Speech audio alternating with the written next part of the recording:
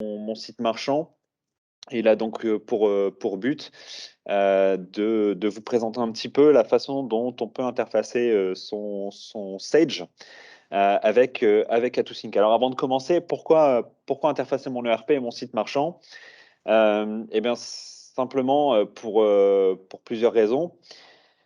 Déjà pour gagner du temps sur la création des éléments communs. Hein, l'intérêt d'interfacer les deux logiciels, c'est que ça va vous permettre d'éviter de recréer vos commandes directement, donc qui sont passées par le canal du site e-commerce. Vos commandes clients vont venir se déverser directement dans votre logiciel, pour éviter une ressaisie euh, côté ERP et donc des commandes qui sont déjà passées sur le site e-commerce. De la même façon, on va pouvoir interfacer et donc créer des articles. Donc les articles qui peuvent être gérés côté ERP également pour d'autres raisons et donc peuvent être remontés directement dans le site marchand. Et de même pour les clients qui seraient créés, donc qui se seraient enregistrés sur le site e-commerce, ne pas avoir à les recréer dès lors qu'ils ont créé leur compte sur le site e-commerce, gagner du temps sur cette création parce que c'est toujours fastidieux de devoir créer ces éléments.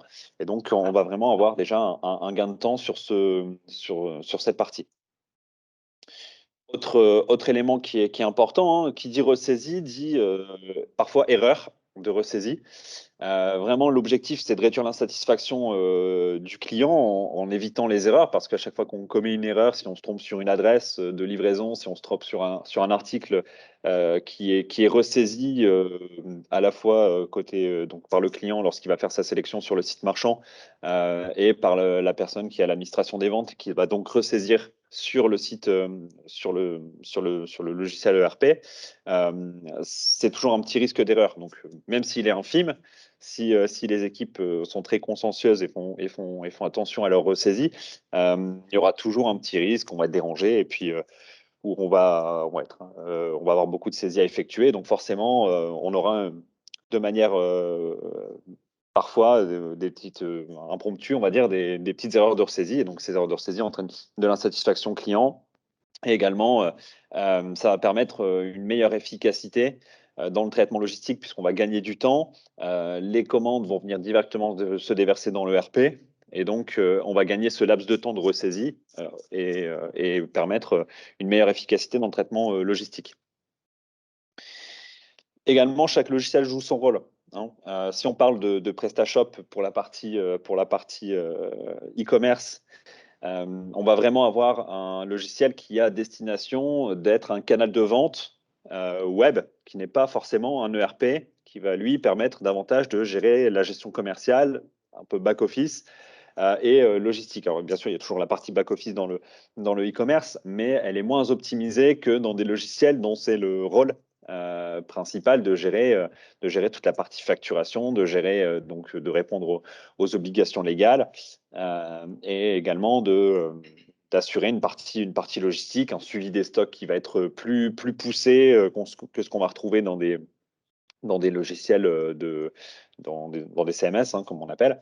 Voilà, on va vraiment avoir quelque chose de beaucoup plus poussé. Et donc, chaque logiciel va vraiment jouer son rôle. Donc, voilà les trois raisons qui vont nous pousser à interfacer un ERP, un site marchand, gagner du temps, tout simplement, parce qu'aujourd'hui, c'est quand même le sujet dans les entreprises, c'est d'être plus efficace en termes de saisie, éviter tout ce qui peut être saisi deux fois enfin tout ce qui est saisi deux fois doit être évité, limiter les erreurs de ressaisie et avoir des logiciels qui sont spécialisés dans leur action et dans leur mode de fonctionnement. Alors, également, pourquoi interfacer mon ERP sur mon site et mon site marchand? Bah, également pour uniformiser. C'est-à-dire qu'effectivement, dès lors que je vais avoir 2 logiciels, je vais peut-être avoir 2 façons de fonctionner qui vont être différentes et donc l'intérêt, ça va être vraiment de gérer la création des catégories tarifaires en groupe de clients, hein. Si on parle, du site marchand,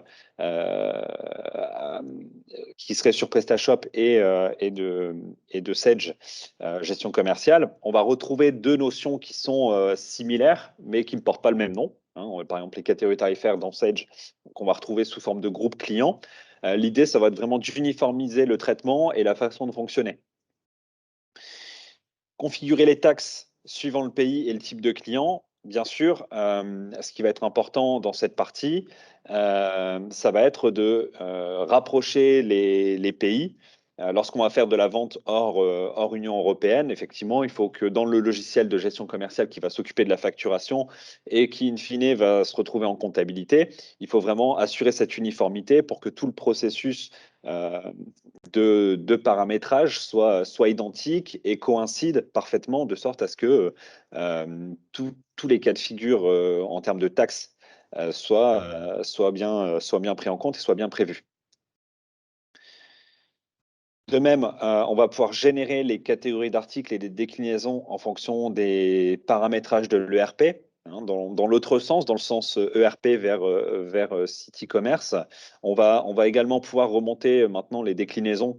Alors ce qu'on appelle les déclinaisons sur les sites, PrestaShop, bah, c'est souvent les déclinaisons taille couleur pour schématiser. Hem Ça, ce qu'on appelle des déclinaisons, et on va vraiment pouvoir, également synchroniser cette partie depuis cette gestion commerciale vers PrestaShop. Gérer les tarifs dans la gestion commerciale et les synchroniser sur la boutique web. L'intérêt également, c'est de pouvoir, gérer sa politique tarifaire de manière uniforme également, hein, puisqu'on est toujours sur le sujet de l'uniformisation. Gérer les tarifs dans la gestion commerciale et les synchroniser sur la boutique web va vraiment vous permettre, de gérer vos tarifs directement, dans votre gestion commerciale et donc de ne plus avoir à gérer 2 fois les tarifs avec le risque d'avoir des anomalies, de tarification en se disant: «Bah, peut-être qu'effectivement on avait prévu un premier tarif pour le e-commerce, sur la gestion commerciale et finalement on a oublié de le mettre à jour, manuellement, dans la boutique web». Bah, le fait de pouvoir, comme ça synchroniser ces 2 informations, ça vous permet d'uniformiser et de garder quelque chose de cohérent et là encore effectivement de pouvoir, s'assurer, une vraie uniformité au niveau de son logiciel, au niveau de ses logiciels. Maintenant la question, qu'on se pose, c'est comment interfacer, Sage et PrestaShop? Puisqu'on a parlé, maintenant de l'intérêt de le faire, on a parlé, des éléments qui pourraient être, vraiment intéressants sur cette partie, interfaçage. Hem, Maintenant comment faire? Eh bien, avec AtoSync. Alors AtoSync, c'est le module, qui s'appelle AtoSync GESCOM 700 objet métier, pour faire court. C'est le logiciel qui vous permet de synchroniser votre boutique e-commerce, PrestaShop et votre logiciel 700, gestion commerciale. Donc c'est la brique manquante qui va venir s'intercaler entre les 2 pour gérer ces règles et cette uniformisation comme on l'a vu précédemment. Hem, voilà, entre votre gestion commerciale 700 Cloud, et votre PrestaShop. Quel est le principe de fonctionnement? D'un côté, on va avoir, cette champ gestion commerciale, avec, sa base de données qui est une base de données relationnelle SQL, hein. Donc on va retrouver de toute façon, la gestion commerciale telle qu'on la connaît, telle qu'on l'utilise. Entre les 2, donc on va venir installer, donc généralement sur le serveur, si on en a un bien sûr, mais généralement c'est sur le serveur, on va installer, AtoSync, qui va être le logiciel qui va permettre de planifier également, des synchronisations par le biais de synchro planifié et ensuite on va avoir, un module, donc AtoSync, qui est un module sur le site PrestaShop et ce module AtoSync, va lui, gérer les comportements, de remontée directement sur le site. C'est-à-dire qu'on va vraiment avoir 2 parties, une partie qui est plutôt le logiciel qui va être une interface, distincte des 2 logiciels gestion commerciale et de la boutique. Donc la partie ici, au centre, qui va nous permettre de régler un peu, la façon, et les éléments qu'on va remonter et ensuite, on va, déterminer les comportements dans le site PrestaShop via le module AtoSync qui est sur le site PrestaShop. Donc il y a vraiment, 2 parties dans AtoSync en fait, hem, la brique logicielle et la brique module PrestaShop. Donc ensuite, on va avoir une communication qui va être, bidirectionnelle. C'est-à-dire qu'on va remonter un certain nombre d'éléments, par exemple les articles, depuis la gestion commerciale vers la boutique e-commerce PrestaShop. Et on va redescendre les commandes et les clients dans le sens PrestaShop vers la gestion commerciale. On va avoir d'autres éléments qu'on verra par la suite, mais sur le principe, c'est celui-ci au niveau du flux. Alors, comment ça fonctionne un peu techniquement, pour les remontées et pour assurer, l'intégrité des données et la bonne structure des données, on parle de Sage, on parle de A2Sync, pardon, gestion commerciale, objet métier. C'est-à-dire que maintenant, on va vraiment passer par, Sage 100 objet métier, donc qui est en fait un protocole de communication, pour l'intégration des données directement dans les bases de données, Sage.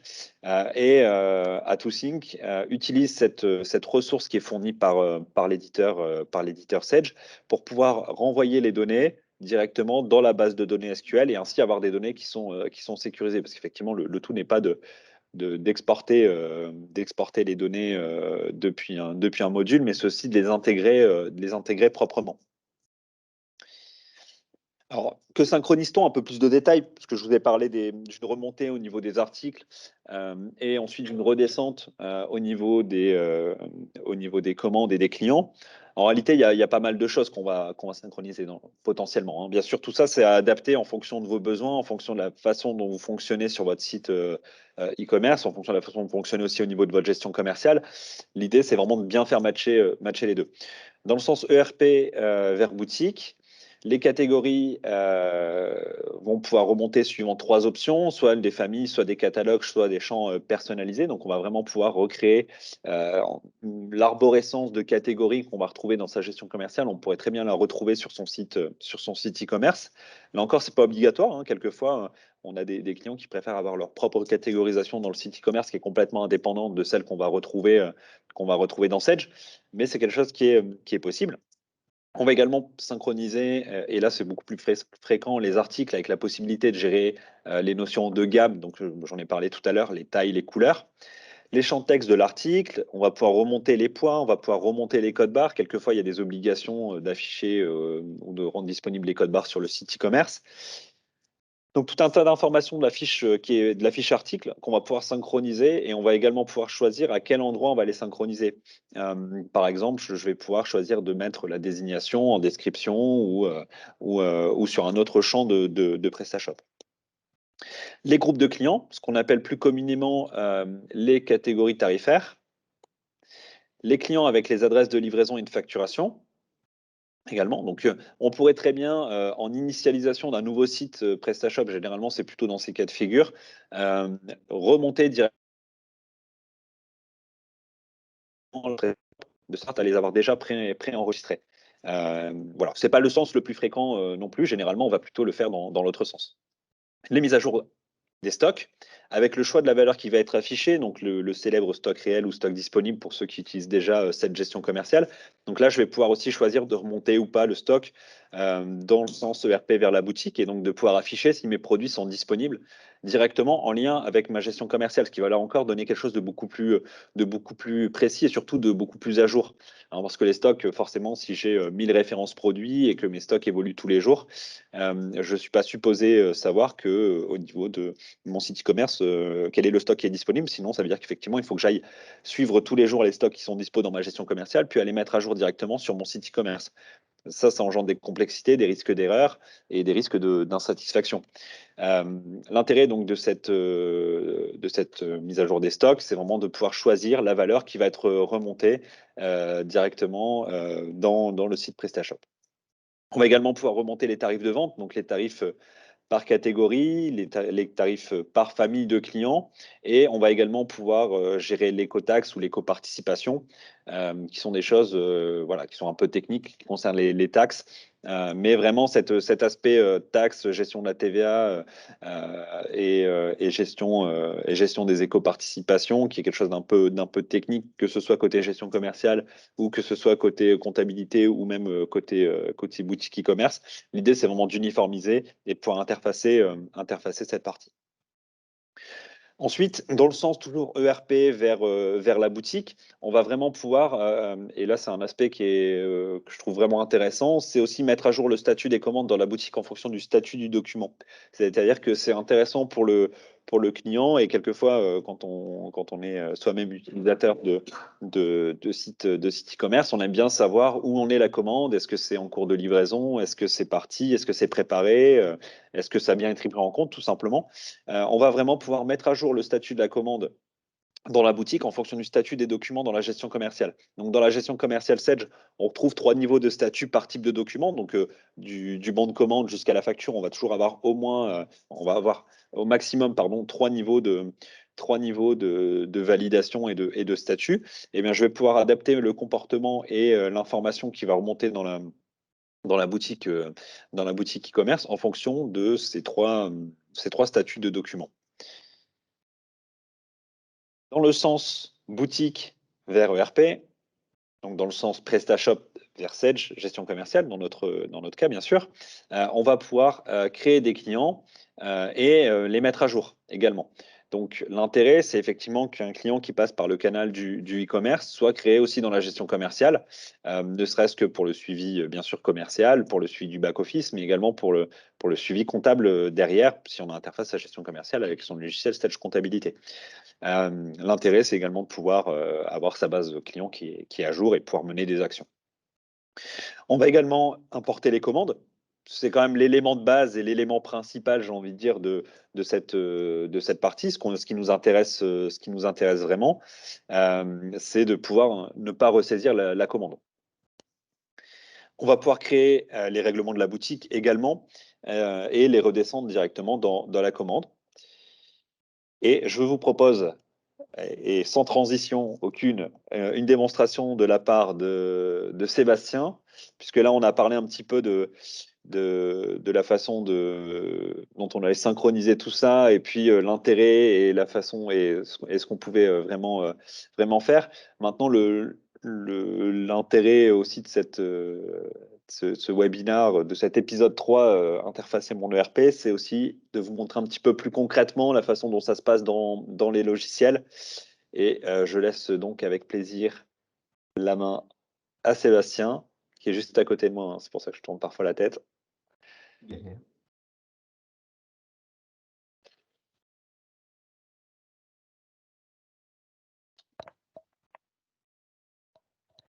Alors, je ne sais pas si vous m'entendez. Bonjour. Alors, pour illustrer les propos de Benoît, je vais vous faire une petite démonstration de mise à jour d'un tarif dans PrestaShop et montrer sa répercussion, enfin plutôt de la mise à jour d'un tarif dans Sedge et montrer sa répercussion sur le site. Et puis, je vous montrerai une saisie de commande qu'on va passer sur le site et montrer qu'elle remonte toute seule dans Sedge sans ressaisie. Alors, on va aller se mettre dans PrestaShop sur un article bague argent. On voit son prix TTC, qui est ici de 483,60 € et ici toutes ses déclinaisons. Alors, par exemple, ici, pour les marketplaces, le prix, c'est 375 € parce qu'on a une remise de 35%. Alors, ce qu'on va faire, c'est on va aller dans Sedge, ici. Donc, on retrouve bien les 375 € de prix, les 483,60 € pour les clients comptoirs. Et pour les marketplaces, on a bien 375 €. Ce que je vais faire simplement ici, c'est que je vais passer le prix à 399 €. Juste ça. Je fais OK. Je vais lancer la synchronisation manuellement. Alors, la synchronisation, elle s'exécute de manière périodique en automatique, mais là, je vais la lancer manuellement pour pas attendre 10 minutes pour la démo. Donc, je vais ici, on a l'outil AtoSync. Je vais appuyer sur le bouton prix.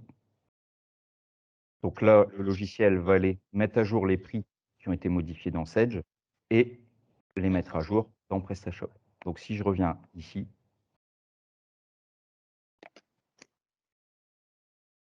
hop, bague argent, dans PrestaShop, je vais dans prix.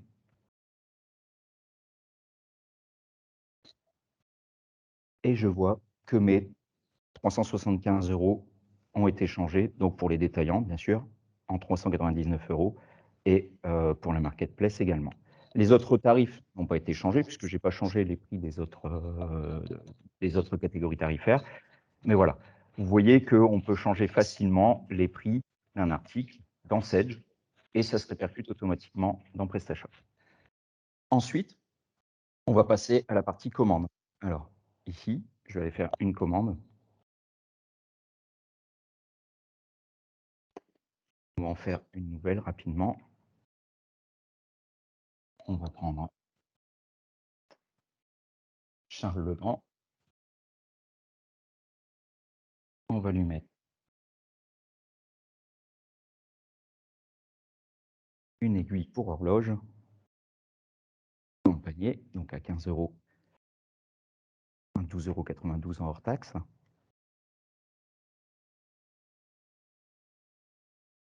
Est-ce que je l'ai mis dedans? C'est bon. Et on va créer la commande. Voilà, donc là, la commande est créée, elle est dans PrestaShop. L'objectif maintenant, c'est de vous montrer que sans ressaisie, alors là, c'est pareil, hein, je vais lancer la procédure de manière manuelle, mais c'est quelque chose qui tourne en automatique normalement. Donc je vais appuyer sur le bouton commande ici pour le déclencher. Hop, importer. Là, il va aller lire toutes les commandes qui ont été passées dans PrestaShop et qui ne sont pas encore remontées dans Sage, et il va aller me les créer dans Sage automatiquement. Donc là, il a bien vu qu'il y avait une commande ici pour le client CLI 00014. Je vais aller voir le résultat dans Sage. Hop, traitement. Donc, commande. Alors, le plus dur, c'est de la retrouver. C'est celle-ci. Voilà. Et j'ai bien ma commande qui a été passée ici en automatique avec mes aiguilles pour horloge, avec le prix que j'ai mis dans PrestaShop. Alors, si j'avais modifié le prix dans PrestaShop, si je fais une réduction dans PrestaShop, j'estime que j'accorde 5% au client parce qu'il en a pris beaucoup, par exemple. Le prix qui est dans PrestaShop, c'est le prix qui va remonter automatiquement dans Sage. Voilà. Voilà pour la démonstration. Je rends la parole à Benoît, qui est toujours à côté de moi.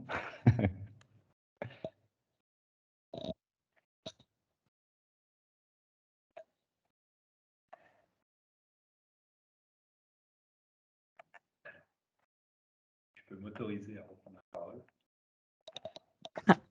Benoît, il faut que tu Bien réactives sûr. ton micro. C'est activé. Alors, je réactive le micro.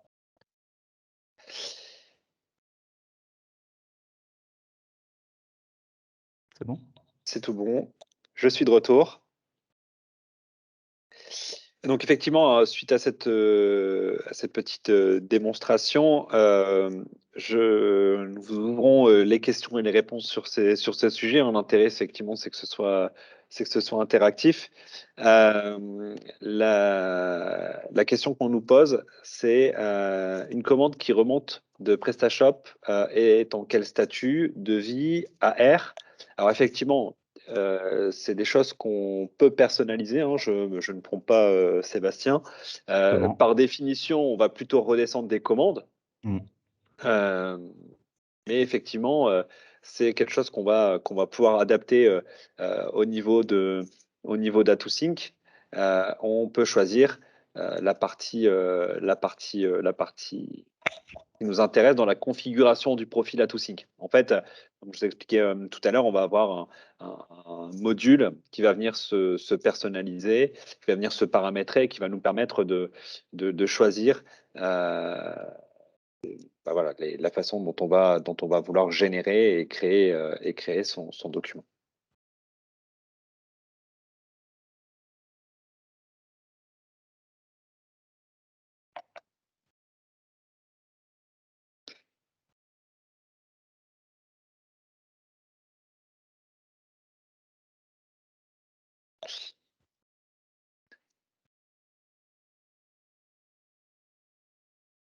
Alors, une autre question.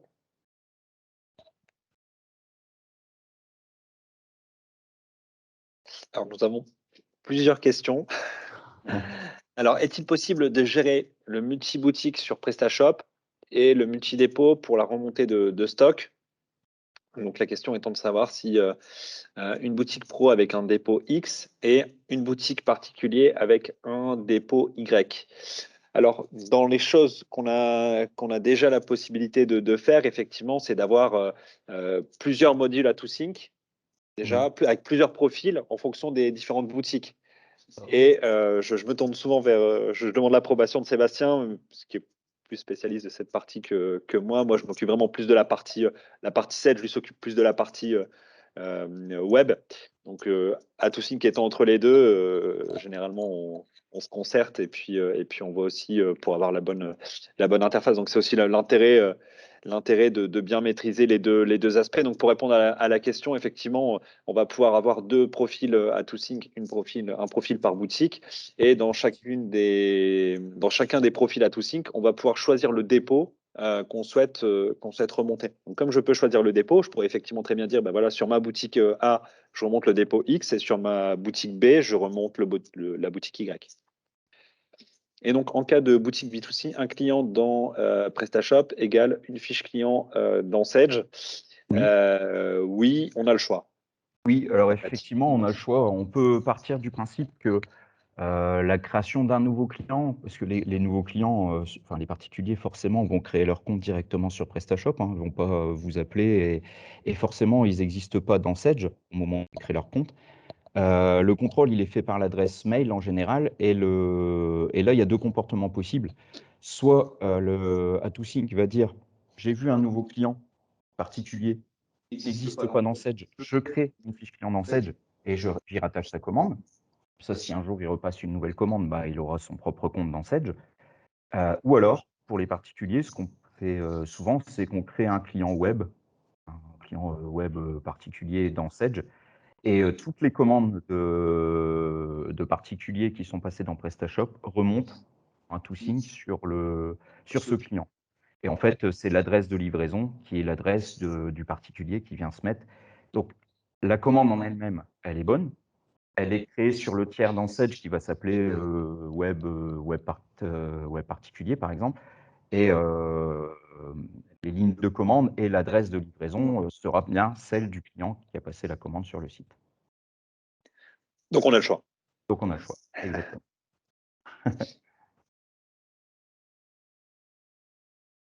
Je vois qu'il y a d'autres questions qui sont Ça en arrive, cours.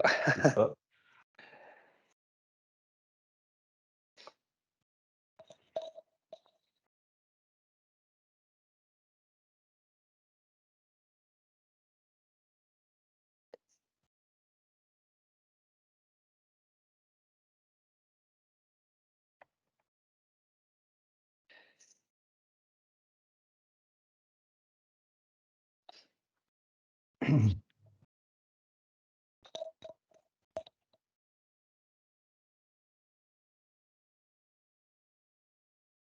Alors, si dans Sage, on a une fiche client web pour tous les clients, comment gérer la différence entre les adresses de livraison et les adresses de facturation? Eh ben, c'est simple, en fait, au niveau PrestaShop, le client, il va saisir son adresse de facturation et son adresse de livraison. Au niveau de la remontée, ça va remonter sur un client web générique, mais la pièce commerciale va être sur l'adresse, enfin, va être faite sur les adresses qui ont été saisies de la personne, en fait, hein. Je sais pas si c'est clair ma réponse, Benoît? Ça va, j'ai compris. Ouais, bon.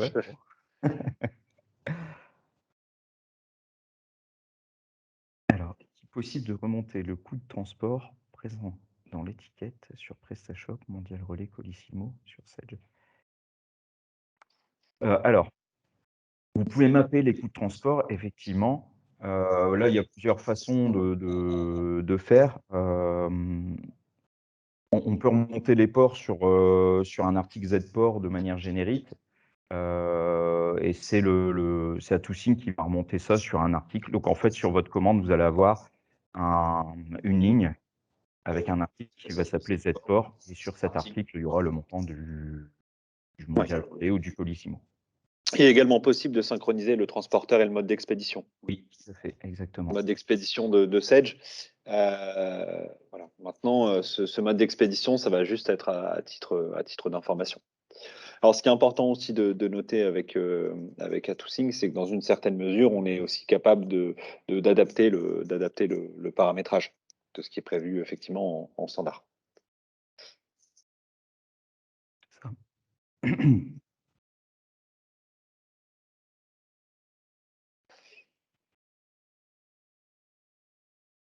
Alors, le Z.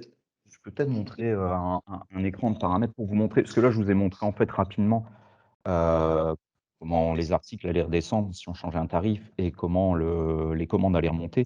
À la limite, je vais reprendre la main, je vais vous montrer. Hop, voilà. Ici, on est sur le paramétrage d'un profil, en fait.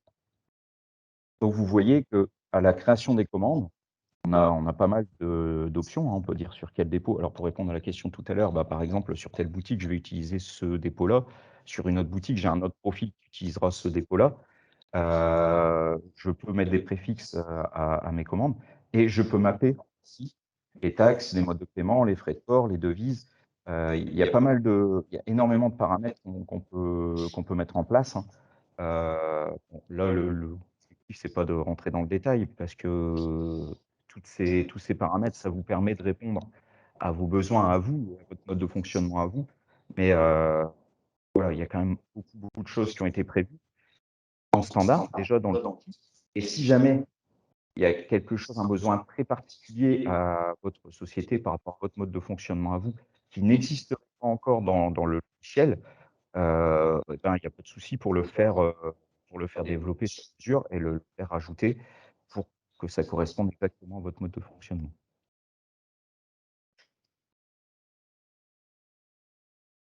Bien sûr, les questions. Ouais, on va revenir sur les questions. Hop.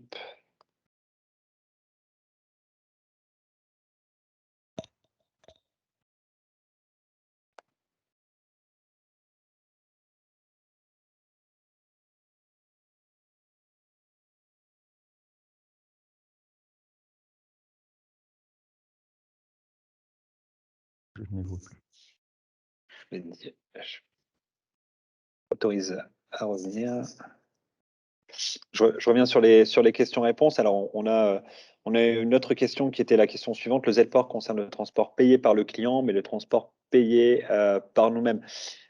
Effectivement, alors déjà, le transport en standard dans Sage, le transport qui est payé par vous-même, c'est pas quelque chose qu'on fait apparaître sur la commande du client.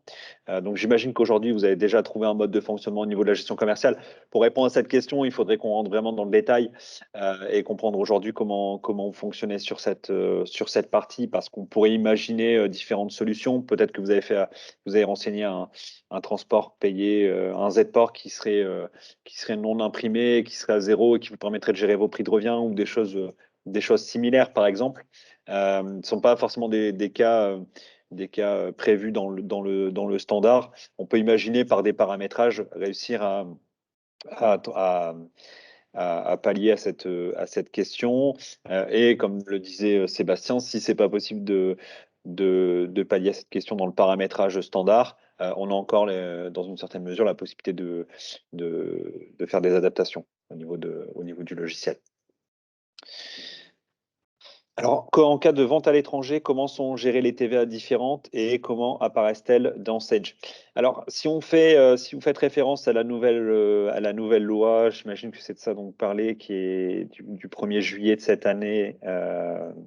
C'est bien ça. C'est ça. Donc, la loi du 1er juillet 2021. Alors, ce qu'il faut savoir, c'est que normalement, dans le PrestaShop, on peut mapper au pays les codes de TVA.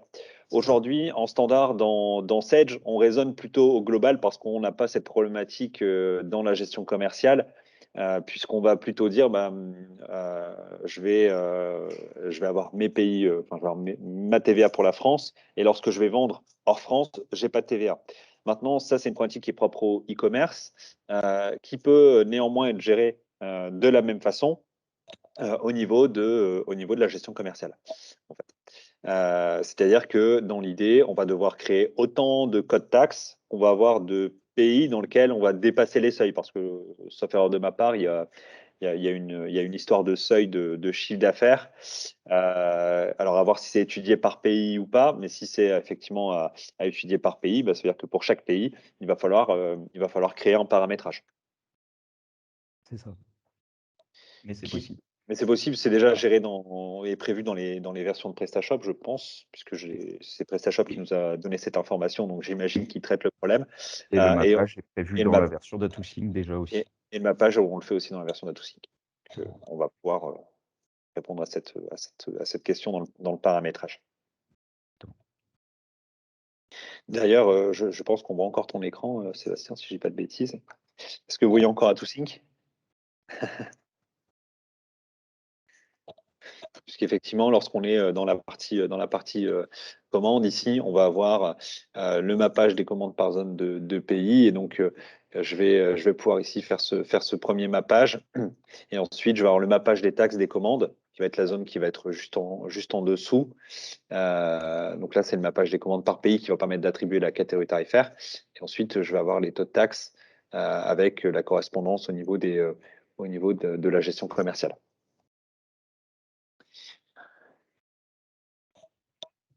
Alors, bien sûr, si vous avez d'autres questions, n'hésitez pas à nous les faire parvenir, hein. De toute façon, nos équipes restent à votre disposition et on se fera un plaisir de répondre à toutes vos questions. Ok. Il va être bientôt l'heure pour nous de vous quitter, puisque le planning et les saisons s'enchaînent. Les prochains épisodes, donc sur la saison 2, épisode 1, on va voir la virtualisation, PRA et sauvegarde. Donc là, pour une partie système et réseau. On va également avoir le Sage Business Cloud Pay, donc le nouveau logiciel pour la paye chez Sage. On va également avoir la bonne paye, donc qui est un service qui est le service d'externalisation de la paye. Et on va également avoir Cegid Ifacto, donc la dématérialisation des factures fournisseurs pour ceux qui auraient du Cegid et qui voudraient basculer sur la dématérialisation des factures entrantes, des factures fournisseurs. Voilà. Eh bien, écoutez, je vous remercie pour votre attention et je vous souhaite une excellente journée et d'excellents épisodes pour la suite. Et vous avez les liens pour les prochains épisodes dans le chat juste à côté.